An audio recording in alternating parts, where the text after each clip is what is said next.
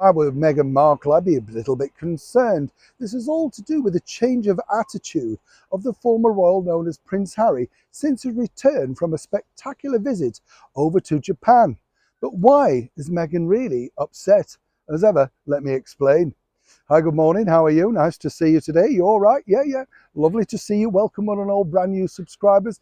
Thank you so much for joining the channel. Do get involved. As I say, a lot of people ask me, is it just royal stories? Is that there's lots on the channel, but you have to discover it. Perhaps, you might think, oh, I won't like that. But we do things, about, say, the cost of living crisis, or indeed what I think will apply to anybody really around the world. Plus, of course, the wonderful nostalgia stories that I like to share with you. And of course, many of you get back in touch and say, oh, I met that person. We mentioned Bela Lugosi the other day. I thought he was fabulous, Bela Lugosi, But when you think about it, a man who felt he was a little bit typecast.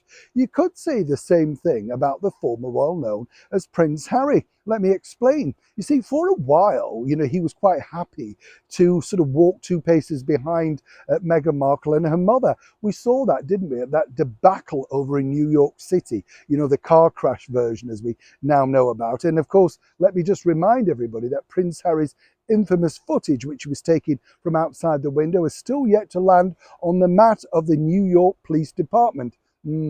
But now what's interesting is this. According to that very well-placed source of mine over in Montecito land, it looks like Harry's got his mojo back. And this is all thanks to the recent trip over to Japan.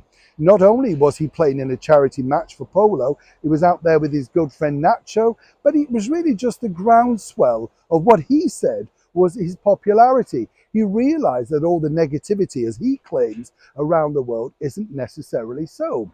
I think in counterbalance, I would say that for once, Harry looked absolutely happy, a little bit like his old self, some might suggest. And as we pointed out the other day as well, Penguin Random House, his publisher out in Japan, were thrilled. Sales shot up. But now he's returned back to California and he's not too pleased to play the underdog.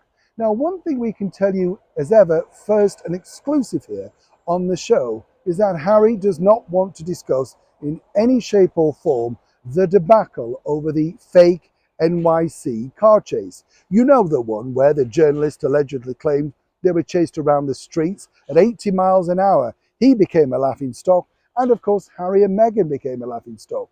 According to the good source close to Nacho and Harry, he felt this was more brand damaging than anything he'd suggested in Spare or indeed in those interviews.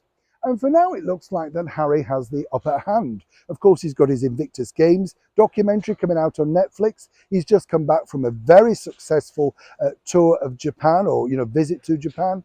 And now all eyes are going to remain on exactly who is the most popular of the two. And this is the problem, you see, when you are a celebrity couple. If one of you is not as popular, then that will come through. And the bigger problem now for Harry is he's proven his popularity. But can Meghan replicate that, even with the return of the infamous blog, The Tig? Harry is waiting, let me tell you, to see exactly how this pans out. But many people are saying it's good to see elements, at least, of the old Prince Harry back. Neil Sean in the very heart of London.